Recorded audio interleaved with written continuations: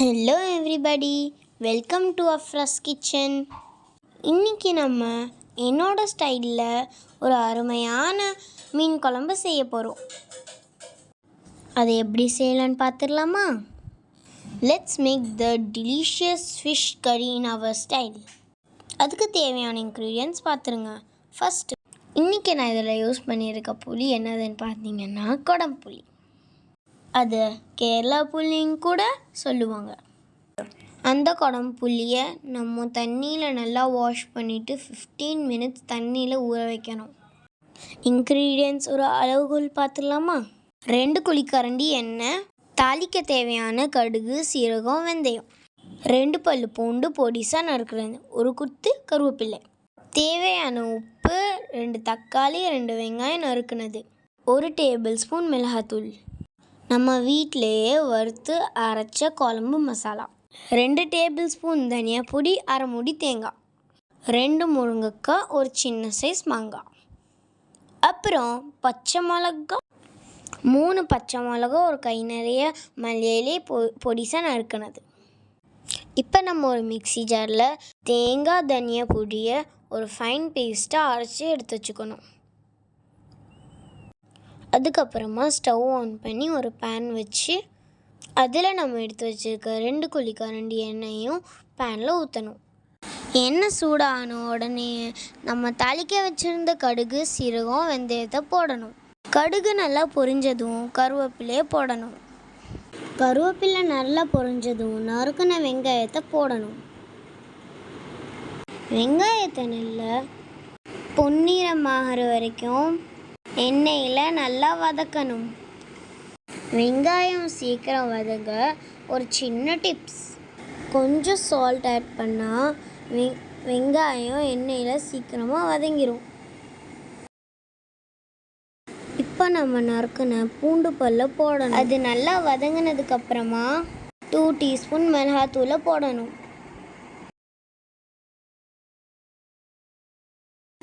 மிளகாத்தூளை நல்லா கலந்து விட்டுட்டு நறுக்கின தக்காளியை அது கூட சேர்க்கணும்.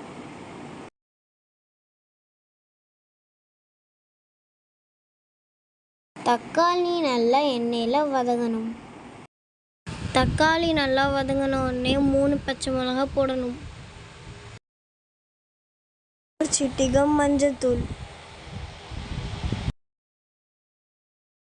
அப்புறம் நம்ம வீட்டில் வறுத்து அரைச்ச குழம்பு மசாலா,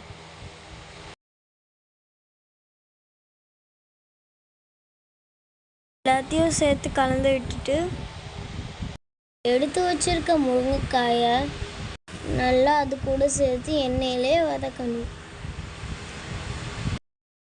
அதுக்கப்புறமா ஊற வச்சிருந்த புளி கரைசலை அதில் அப்படியே ஊற்றிடணும். இப்போ தேவையான அளவு தண்ணி ஆட் பண்ணி இப்போ நம்ம ஃபைனாக அரைச்சி வச்சுருக்க தேங்காய் தனியா பேஸ்ட்டை போட்டுக்கணும். தேங்காய் பேஸ்ட் போட்ட உடனே குழம்பு நல்லா கலந்து விடணும். குழம்பு ஒரு கொதி வந்த உடனே நம்ம எடுத்து வச்சுருக்க மீனை ஆட் பண்ணணும். மீனை ஒன்றா சேர்த்ததுக்கப்புறமா அது அதிகமாக கரண்டியை வச்சு கலரக்கூடாது. இதில் நான் சேர்த்துருக்க மீன் என்னதுன்னா சின்ன சைஸ் பாறை மீன். அப்புறம் நம்ம எடுத்து வச்சுருக்க மாங்காயை அதில் சேர்க்கணும்.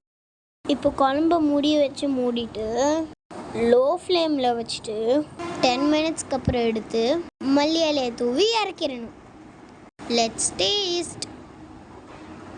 இப்போ பிளேட்டில் கொஞ்சம் வடித்த சாதத்தை போட்டு இப்போ செஞ்சு வச்ச என்னோட ஸ்டைல் மீன் குழம்பு போட்டு அந்த மாங்காய், முருங்கைக்காய் எல்லாத்தையும் சேர்த்து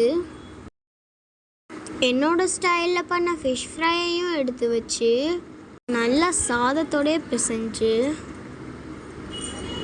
அந்த மீனையும் எடுத்து வச்சு ஒரு வாய் சாப்பிட்டா அப்படி இருக்கும். நீங்களும் இந்த ரெசிபியை உங்கள் வீட்டில் ட்ரை பண்ணிவிட்டு எப்படி இருந்துச்சுன்னு கமெண்ட்டில் சொல்லுங்கள். இந்த மாதிரி ஃபுட் வீடியோஸ்க்கு அஃப்ரா கிச்சனை சப்ஸ்கிரைப் பண்ணி பக்கத்தில் இருக்க பெல் ஐக்கானை கிளிக் பண்ணிடுங்க. தேங்க்யூ ஃபார் வாட்சிங். Please subscribe.